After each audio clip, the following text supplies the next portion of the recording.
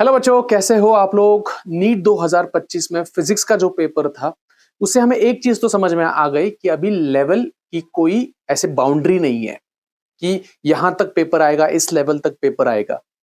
देखो हुआ क्या, थ्रू आउट इंडिया जितने भी बच्चे नीट प्रिपेयर कर रहे थे उन्होंने क्या देखा, पिछले 10 साल के एग्जाम पेपर्स का जो लेवल था उसको रेफरेंस माना और उस रेफरेंस के बेस पर अपनी प्रिपरेशन रखी।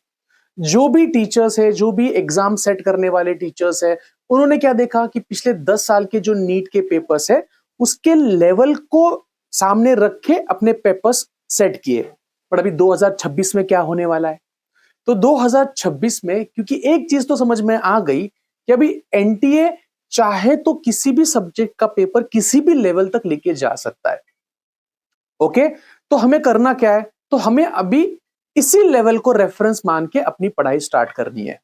जो बच्चे अभी 12th में है उनको क्या करना है, और जो बच्चे अभी रिपीट करेंगे, ड्रॉप लेंगे, उनको क्या करना है, तो इस वीडियो में हम डिस्कस करेंगे स्पेसिफिकली फॉर फिजिक्स सब्जेक्ट। देखो, सबसे पहले तो आपको अभी फिजिक्स की पढ़ाई ये बहुत डेप्थ में जाके करनी पड़ने वाली है। बहुत डेप्थ मतलब क्या, तो आपको अभी थरो रीडिंग की जरूरत पड़ने वाली है।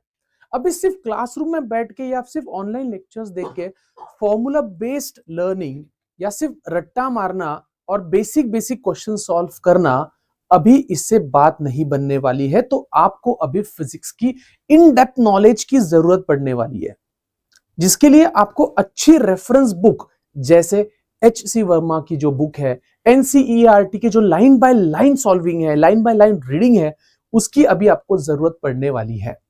तो जैसे पहले हम कहते थे कि अगर फिजिक्स में अच्छे मार्क्स लाने हैं या फिर 140 150 मार्क्स लाने हैं तो एनसीईआरटी वैसे लाइन टू लाइन पढ़ने की जरूरत नहीं थी।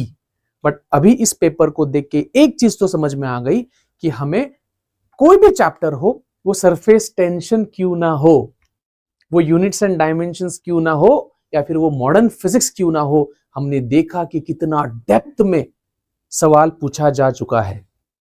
तो हमको हर एक चैप्टर को, हर एक सेक्शन को थरो रीडिंग की जरूरत है और अच्छे सॉल्विंग की जरूरत है।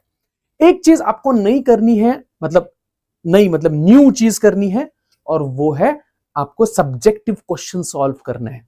तो मैं कुछ बुक्स के नाम डिस्क्रिप्शन में दे रहा हूं और अभी वीडियो पे भी बोल सकता हूं। एक तो H.C. वर्मा है जो भी बहुत ही इंपॉर्टेंट बुक होती है अच्छे लेवल में फिजिक्स को पढ़ने के लिए, और एक बुक है एनसीईआरटी। उसके बाद सॉल्विंग के लिए मैं BM शर्मा नीट की बुक रेकमेंड करूंगा, अच्छे लेवल के क्वेश्चन है।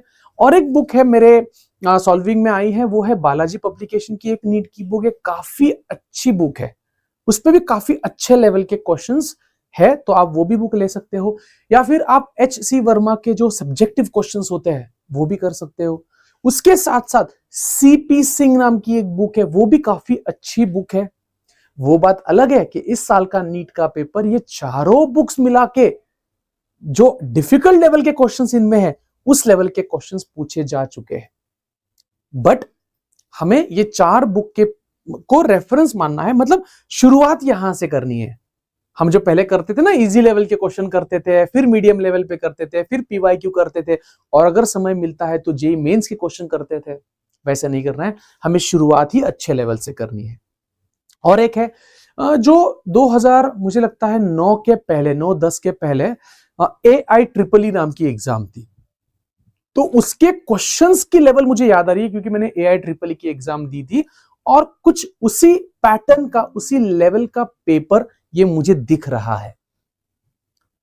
कुछ बच्चे बोल रहे हैं सर JEE एडवांस लेवल की प्रिपरेशन अभी करने की जरूरत है क्या, तो मुझे नहीं लगता कि एक्चुअली JEE एडवांस लेवल की प्रिपरेशन करने की जरूरत है।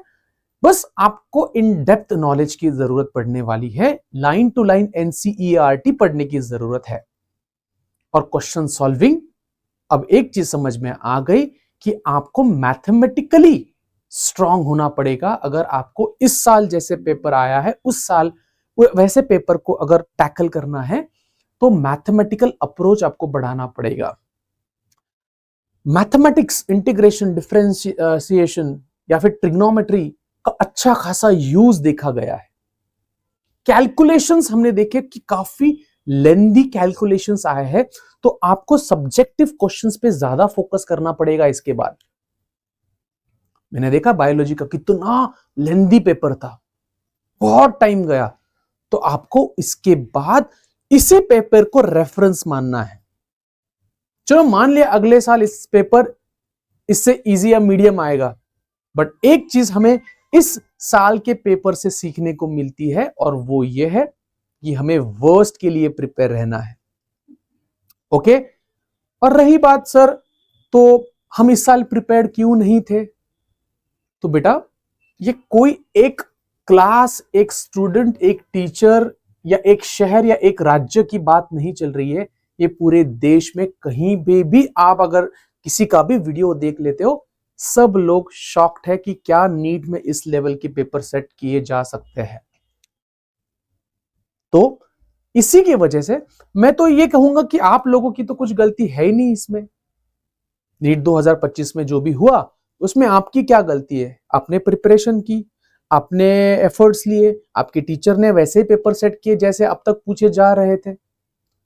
मेरा एक काउंटर क्वेश्चन है आपको कि अगर नीट 2025 का जब प्रिपरेशन चल रहा था, तब अगर आपके बायो के टीचर आउट ऑफ जाके एनसीईआरटी में पढ़ाते तो क्या आप एक्सेप्ट करते? क्या फिजिक्स के teacher JEE mains advance level के क्वेश्चन क्लास में करवाते तो क्या हम उसको एक्सेप्ट करते? कितने टीचर्स ने आपको बोला होगा एचसी वर्मा सॉल्व करो, कितने लोगों ने वो सॉल्व किया? तो इसमें क्या आपकी गलती है? नहीं, आपकी गलती नहीं है।